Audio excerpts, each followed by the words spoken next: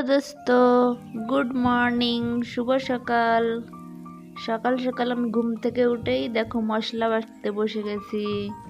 ব্রাশও করি নাই, বাকিরা অন্য কাজ করছে আর আমি বাটতেছি মশলা, কেননা লাইট চলে যাওয়ার সম্ভাবনা আছে। দেখো আমি একে একে প্রায় সব মশলাই পিষে নিয়েছি। আজকে আমার জীবনের একটা খুব স্পেশাল দিন। পুরো ভিডিওটা দেখো, তাইলে বুঝতে পারবে। গাইজ, অবশেষে আমার সব মশলা বাটা কমপ্লিট হয়ে গেছে। চলো বাইরে দেখি। ও মা, এদিকে দেখি সবাই আমাকে বাদ দিয়ে চা নাস্তা সব করে নিচ্ছে। আজকে আমার চা নাস্তা কিছুই হবে না, কারণ আজকে আমার উপোস। আমি এখনো ব্রাশও করি নাই। বন্ধুরা, এদিকে দিদি রান্নাঘরে রান্না তুলে দিয়েছে, স্নান সেরে চুলা পুজো দিয়ে দেখো ভাজিগুলো করছে।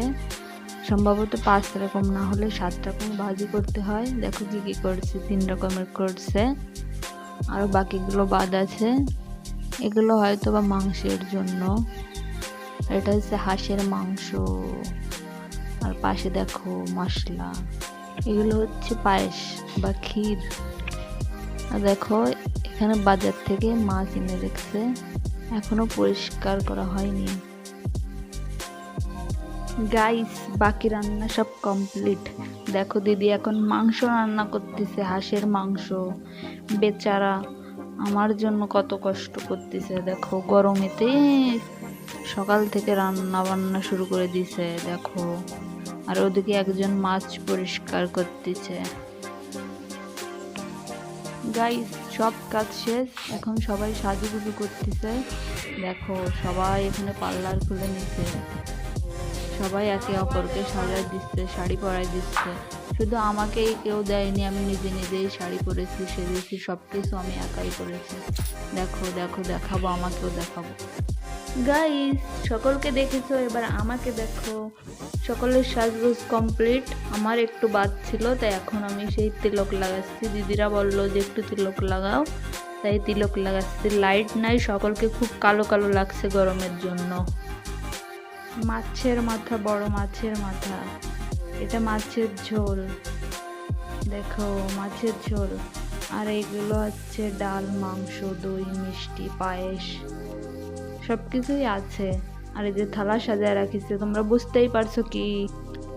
গাইস, আজকে আমার জীবনের একটা খুব স্পেশাল দিন, যা প্রতিটা মেয়ের জন্য সৌভাগ্য। দেখো আজকে সারাদিন দিদিরা কত কষ্ট করেছে আমার জন্য। দেখো কাজ বাজ সেরে এখন কি সুন্দর করে সব কিছু সাজাচ্ছে। গাইস, সবাইকে দেখো কত বেচারি লাগছে, কত কালো কালো লাগতেছে। গরমের জন্য লাইটের ব্যবস্থা নাই, সেই সকাল থেকে লাইট নাই। তবুও আমার জন্য সবাই সাজগোজ করেছে, সবাই আমার পাশে এসে বসছে। সবাই কত কষ্ট করছে, এখন একটু ফটোশ্যুট চলছে।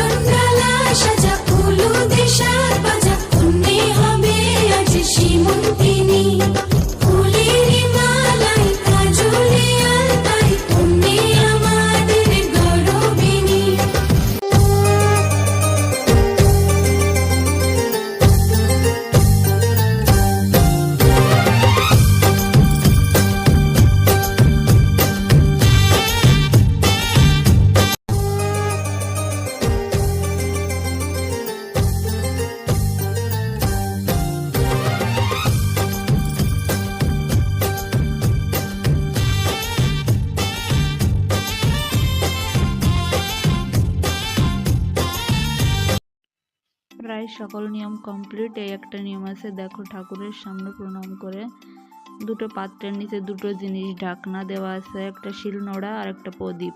শিলনোড়া যদি তুলি আমি তাইলে হবে পুত্র সন্তান, আর যদি প্রদীপ তুলি তাইলে হবে কন্যা সন্তান।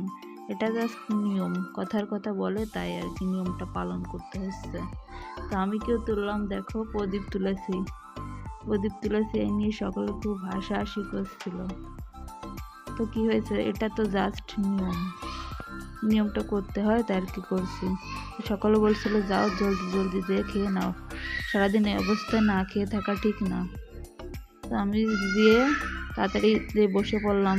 দেখো সারাদিন ধরে সকলে অনেক অনেক পরিশ্রম করেছে, অনেক কষ্ট করেছে, লাইট ছিল না গরমের ভিতরে, সবাই আমার জন্য খুব খুব পরিশ্রম করেছে, রান্না করে অনুষ্ঠানটা করছে। খুব খুশি আমি।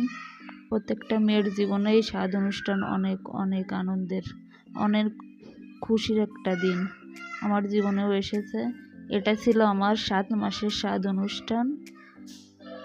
তো দেখো অবশেষে আমি খেতে বসেই গেলাম, খাওয়া শুরু করে দিয়েছি, অলরেডি খাওয়া শুরু করে দিয়েছি। তো দেখো বড়বু বলছিল মাছের মাথাটা তোলো, হাতে নাও। তো না আমি নিয়েই ফেললাম মাছের মাথাটা। তো এবার বলছে যে গালে দাও, একটু পোস্ট দাও, ছবি তুলি, ভিডিও করি। তো দেখো সকলে আসে, সবাই পাশে তাকিয়ে হাসছিল শুধু। সকলে যদি তাকিয়ে থাকে তাইলে কি খাওয়া যায় বলো তোমরা? তবুও আমি মুখের সামনে নিলাম, হাসি পাচ্ছিল, খুব হাসি পাচ্ছিল। তো দেখো মাছের মাথাটা হাতে নিয়ে খাওয়া শুরু করেছি।